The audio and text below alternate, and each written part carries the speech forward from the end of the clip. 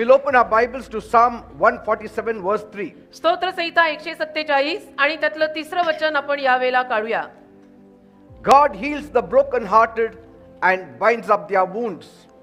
स्तोत्र संहिता 147 त्यातलं तिसरं वचन म्हणतं, देव भग्न हृदयाच्या लोकांना बरे करतो आणि त्यांच्या जखमांना तो पट्टी बांधतो. Praise God. देवाला धन्यवाद. God will bind up your wounds. परमेश्वर तुमच्याही जखमांना पट्ट्या बांधेल. You know, wounds come because of various causes, आणि तुम्हाला माहित असेल की जखमा माणसामध्ये वेगवेगळ्या कारणांनी येतात. and there is nobody to really give balm to your wounds. आणि मग खरोखर आपल्याला त्या जखमांना मलम लावणारं कोणी नसतं. But only God has the power to bandage you, परंतु फक्त देवामध्ये सामर्थ्य आहे तुमच्या त्या जखमांना मलमपट्टी करायचं, to heal you, तुम्हाला आरोग्य द्यायचं, to give you hope. तुम्हाला एक आशा द्यायचं सामर्थ्य फक्त देवात आहे. Praise God. देवाला धन्यवाद. Bible says बायबल म्हणतं in Psalm 34 verse 18, स्तोत्र संहिता 34 त्यातलं 18वं वचन, the Lord is very near to the broken-hearted, तुटलेल्या हृदयांच्या भग्न हृदयांच्या लोकांच्या जवळ परमेश्वर खूपच जवळ आहे. and that He saves those people who are crushed in spirit. आणि ज्या लोकांचे आत्मेत चुरडलेले आहेत त्या लोकांना देव तारतो, वाचवतो. Now many of you don't realize it, आता तुमच्यातल्या अनेकांना हे कळत नाही, but पण there are, termites that are eating on your soul. काही किडे असतात जे तुमच्या जीवाला कुरतडून खातात. Slowly they eat up your soul. काही किडे कुरतडून तुमच्या जीवाला हळूहळू खात राहतात. I once saw the workers were tearing down an old majestic house, एकदा मी काही कामगारांना पाहिलं, एक जुनं शाही असं मोठं असं घर ते खाली पाडत होते. and when I asked them what were they doing, आणि जेव्हा मी त्यांना जाऊन विचारपूस केली की तुम्ही हे काय करताय, it's such a beautiful house, कारण घर इतकं सुंदर आहे, why are you pulling it down? हे घर तुम्ही पाडताय कशाला? And this worker told me, ते एक कामगार मला म्हणाला, the outside looks really great, बाहेरून घर फारच सुंदर दिसतं, काही शंका नाही, it looks sound and solid, आणि बाहेरून हे घर भक्कम दिसतं, सुंदर दिसतं, but the frames and the foundations have been rotted away, परंतु या घराचा पाया, या घराच्या सगळ्या फ्रेम्स आता सडलेल्या आहेत, कुजलेल्या आहेत, and this house can collapse any moment, आणि हे घर कधीही कोसळू शकतं, and it can be dangerous. आणि हे फार धोकादायक ठरू शकतं. And he told me, आणि तो व्यक्ती मग मला म्हणाला, you would never know simply by looking at this building. फक्त या बिल्डिंग कडे, या इमारतीकडे बघून आपल्याला काही कळणार नाही. I said, then why don't you disinfect the whole house? मग मी त्याला म्हणालो की संपूर्ण घराला तुम्ही एक किडानाशक, जंतुनाशक असे सगळे फवारे का नाही लावत? He said, it's too late. तर तो म्हणतो फार उशीर झाला आता. It's too late. आता फार उशीर झालेला आहे, ते सगळं करूनही काही होणार नाही. The owners have long neglected it. आणि मालकांनी म्हणे खूप दुर्लक्ष केलेलं आहे या घराकडे, फार दिवसांपासून दुर्लक्ष झालंय या घराकडे. How many of our lives today are being infested? तसं आज आपल्यातल्या किती साऱ्या लोकांच्या जीवनाला बेटा कीड लागलीये, कीड. So many are like that old house. आणि किती सारी माणसं असतात जुन्या घरासारखी आहेत. Termites have eaten up their souls. कीड खातीये त्यांच्या जीवांना, Their souls are slowly rotting away. आणि त्यांचे जीव हळूहळू सडतायत, कुचतायत. Outside you may look, you have all been made. आणि बाहेरनं असं दिसताना वाटेल की नाही नाही किती छान व्यक्ती आहे, काहीच त्रास नाहीये. You look nice on the outside. आणि बाहेरून तुम्ही दिसायला छान दिसाल, सगळं व्यवस्थित वाटेल बाहेरून. You may look very healthy outside. आणि बाहेरून तुम्ही दिसायला आरोग्यवान पण वाटाल की नाही तब्येत चांगली दिसते या माणसाची. But inside, पण आतून the termites are eating away your joy, your peace, your happiness. कीड लागलेली असते, आणि ती कीड तुमचा आनंद, तुमची शांती, तुमची खुशी सगळ्याला कुरतडून खात आहे. And suddenly one day you will see yourself collapse. आणि अकस्मात एके दिवशी तुम्ही पाहता की अरेच्या मी तर एकदम ढासळलो, कोसळलो. We smile on the outside आपण बाहेरनं हसतो बेटा, because the world does not accept weak people. कारण की जग अशक्त लोकांना, कमजोर लोकांना स्वीकारत नाही. And that's why we try to put up a very brave front. आणि म्हणून आपलाही प्रयत्न असतो की जगात जगायचं आहे तर आपण अगदी धाडसी अशा पद्धतीनं जगायचं. But in the loneliness of our house, पण आपल्या घरच्या एकटेपणामध्ये, in the loneliness of that room, त्या खोलीच्या एकटेपणात you cry a lot. तुम्ही फार रडत असता, The termites are slowly eating up आणि your. हळूहळू ती कीड तुम्हाला खाऊन टाकत असते. Satan has unleashed this power and resources of hell. तुम्हाला माहितीये सैतानाने नरकातलं सगळं सामर्थ्य, सगळा पुरवठा असा मोकळा सोडलाय, Because you don't find any help anywhere. कारण तुम्हाला इतरत्र कुठेही काही मदत मिळत नाही, सापडत नाही. Wherever you go, everybody is in need. आणि जिथे कुठे तुम्ही जाता, खरं म्हटलं तर प्रत्येकाला काही ना काही गरज असते. Who can help you? कोण तुम्हाला सहाय्य करणार? सगळ्यांनाच गरजा आहेत, मग मदत करणार कोण? We are all together like in a sinking boat. म्हणजे आपण सगळेजण एका बुडणाऱ्या नावेत बसल्यासारखी आपली गत आहे की एक नाव आहे ती बुडतीये, त्या बुडणाऱ्या नावेत आपण सगळे बसलोय We are trying to help one another, आणि एकमेकांना आपण सहाय्य करायचा प्रयत्न करतोय, trying to lift up one another, एकमेकांना आपण वर आणायचा प्रयत्न करतोय trying to somehow convince that we will not drown. आणि कसं तरी करून हे पटवायचा प्रयत्न करतोय की नाही नाही आम्ही नाही बुडणार, आम्ही नाही बुडणार. But you know, getting rid of these termites can be very difficult task. पण तुम्हाला माहितीये ही कीड जर आपल्या आयुष्यातनं काढून टाकायची असेल तर ते काम पण फार अवघड असू शकतं, But it's not impossible. पण अशक्य नाहीये. ती कीड काढली जाऊ शकते, अवघड असेल पण अशक्य नाही. You need to turn to God. त्यासाठी तुम्हाला देवाकडे वळावं लागेल. You need to turn to God. तुम्हाला देवाकडे वळायची गरजच आहे It is very important to take action right now. आणि अतिशय महत्वाचं आहे की तुम्ही लगेच आत्ताच्या आत्ता कृती करा. As soon as you notice any signs of infestation in your life, ज्या क्षणाला तुम्हाला असं आढळेल की माझ्या जीवनामध्ये काहीतरी कुठेतरी कीड लागलेली आहे, the better for you. तुमच्यासाठी ते चांगलं आहे. The sooner you address this problem, आणि जेवढं पटकन तुम्ही या समस्येला हाताळाल the less the damage the termites will be able to do to your soul. तेवढं कमी हानी करेल ना ती कीड तुमच्या जीवाची. There are many evil powers that are ruining your mind, your soul, your very thought, your very life. अनेक दुष्ट शक्ती आहेत ज्या तुमच्या मनाचा, तुमच्या विचारधारेचा, तुमच्या जीवनाचा नाश करतायत They are robbing away your peace and your joy. आणि तुमची शांती, आनंद सगळं चोरून नेतायत. अशा शक्ती अनेक आहेत. If you get sleepless nights, जर तुम्हाला रात्रीची झोप येत नसेल then the termites have started their work upon you. त्याचाच अर्थ असा होतो की ती कीड तुम्हाला कुणीतरी खायला लागलेली आहे. If you cannot sleep without a tablet, जर गोळ्या न घेता तुम्हाला झोप येत नसेल the termites are eating up your soul. तर कुठेतरी ती कीड तुमच्या जीवाला कुरतडतीये They've already started their work. आणि सुरुवात झालेली आहे. त्या किड्यांनी काम सुरू केलेलं आहे. If you are depressed जर तुम्हाला नैराश्य आलं असेल, काही सुचत नाही, आनंद नाही and it is clinical depression, आणि क्लिनिकल डिप्रेशन जर असेल you need to know तर तुम्हाला कळायला हवं termites are invading your being. ती कीड तुमच्या अस्तित्वाला कुठेतरी कुरतडतीये. अस्तित्वाला, आता फक्त जीव नाही, तुझ्या संपूर्ण अस्तित्वाला ती कीड कुरतडतीये.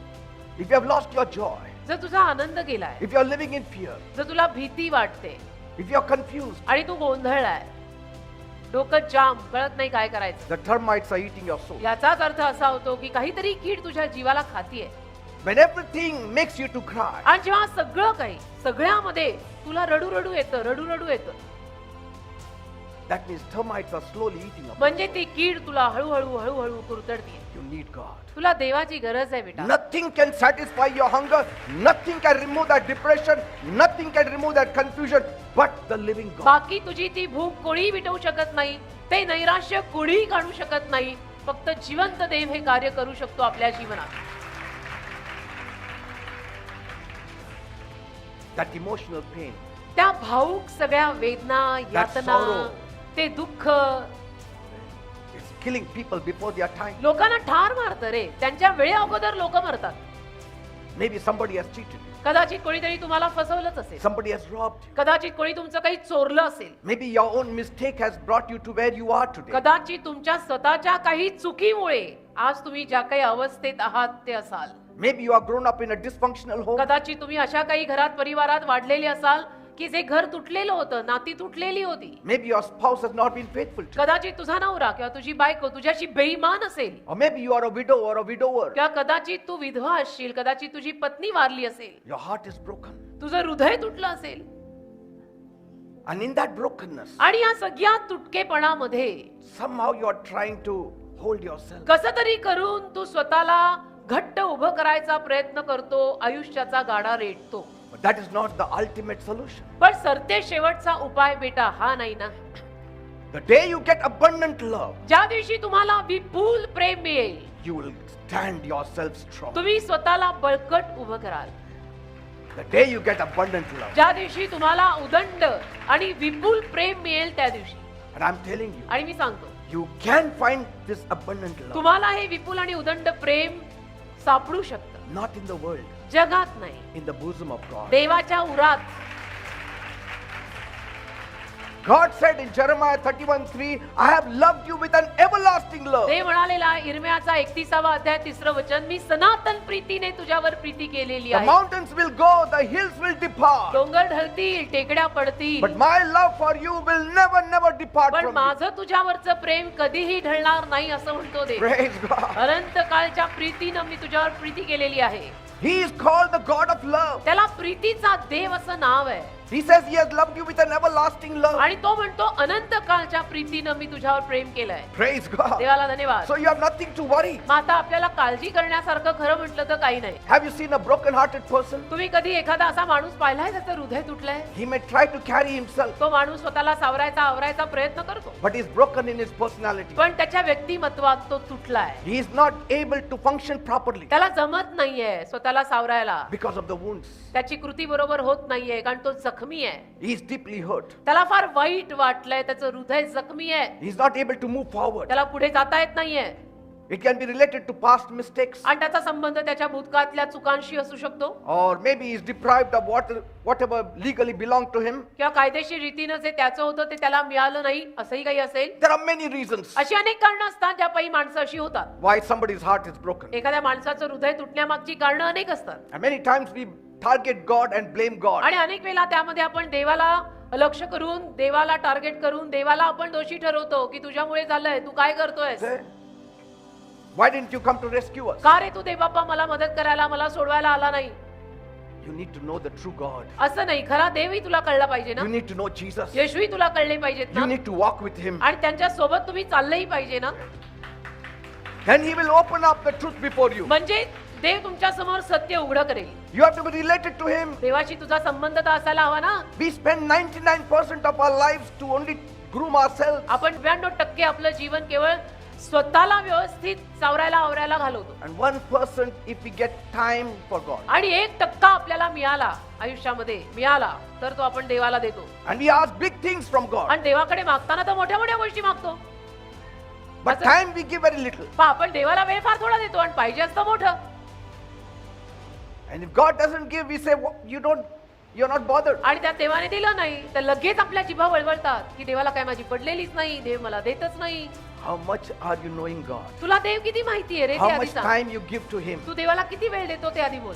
Say, Amen. Amen. Are you related to God? तुझं देवाशी नातं आहे का रे? This is very important. हा प्रश्नही फार महत्वाचा आहे. You know, many people have parked their lives at the point of their pain. अनेक लोकांनी आपल्या वेदनेमध्ये आपलं आयुष्य एका जागीच पार्क करून ठेवलंय, And that day, that calendar has remained in its stationary place. आणि तो दिवस, ते कॅलेंडर तिथेच त्यांच्यासाठी राहिलंय. ती तारीख, तो दिवस तिथेच, ते पुढे गेलेलेच नाही. They are in that date of their pain or their suffering. त्याच तारखेत, त्याच दिवसात, त्याच वेदनेत ते अजूनही तिथेच गाडी पार्क केल्यासारखे राहिलेत. They may live today, but they will talk of that day. ते जगतायत आज, पण बोलतायत त्या दिवशीचं की तेव्हा त्यांनी असं केलं. And slowly the termites are eating आणि their मग soul. हळूहळू ती कीड त्यांच्या जीवाला कुरतडत राहते. They are 30, they look 60. ते असतात 30चे, दिसतात 60चे. Why? का? The termites are eating their soul. कीड त्यांच्या जीवाला खातीये. The smile is gone. त्यांचं हास्य गेलंय. Forget about laughing, even the smile is फक्त gone. जोर जोरात हसणं खिदळणं तर फार लांब, म्हणजे स्मित हास्य पण गेलेलं आहे. Nowadays you don't find people laughing अलीकडे आपल्याला हसरी माणसं दिसत नाही, सापडतच नाही. because they say, कारण ते म्हणतात, don't laugh too much, otherwise you will have to cry. कारण जगात अशी म्हण आहे की फार हसू नका, नाही तर रडायची पाळी येईल. But Jesus came to make you laugh. पण येशू तुम्हाला हसवायला He चालेल. wants you to laugh. He wants you to smile. येशूंची इच्छा आहे तुम्ही हसावं, तुम्ही खिदळावं, चांगलं राहावं. He wants you to defeat the devil out of your life. येशूंची इच्छा आहे की स्वतःच्या जीवनातून तुम्ही सैतानाला पराजयी करून हकलावं. God is the author of new beginnings. देव नवीन प्रारंभांचा आदी आहे.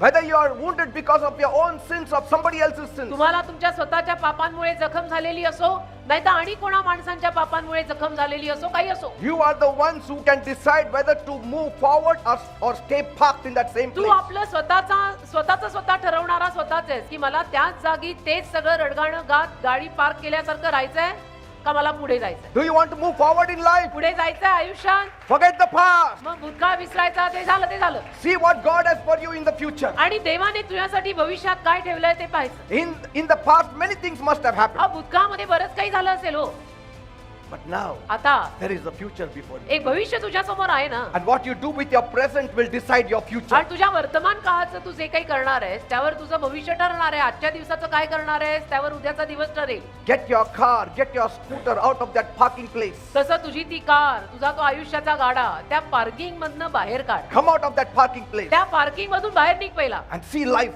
आणि जीवन बघायला सुरुवात What कर. God has kept for you. देवाने तुझ्यासाठी काय ठेवलंय बघ. Praise God. देवाला धन्यवाद. You know, a parked car, तुम्हाला माहितीये एका जागी असलेली पार्क केलेली गाडी if it stays there for too long, जर खूप वेळ खूप दिवस तिथंच राहिली it sinks into the earth. तर ती हळूहळू जमिनीत धसायला लागते One day you don't see it. आणि एके दिवशी ती कार आपल्याला दिसतच नाही, ती गाडी दिसतच नाही, All the termites have eaten it up. कारण की कीड लागलेली असते आणि त्या किड्यांनी सगळं खाऊन टाकलेलं असतं. The more you stay in one place, तसं जेवढं तुम्ही एका जागी असेच राहाल the more you stay in your hurts, आणि जेवढं तुम्ही तुमच्या त्या जखमांमध्ये मला वाईट वाटलं त्या अवस्थेत राहाल, in your sorrows, तुमच्या दुःखांमध्ये जेवढं राहाल the more the termites will start eating. तेवढी ती कीड तुझ्या जीवाला खायला लागेल बरं का. Yes.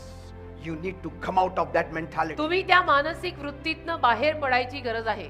We should stop blame game. आपण ना दोषारोप ठेवायचा खेळ आता सोडायचा And trust की मी in नाही God. केलं त्यांनी केलं असं कुठं होतं का.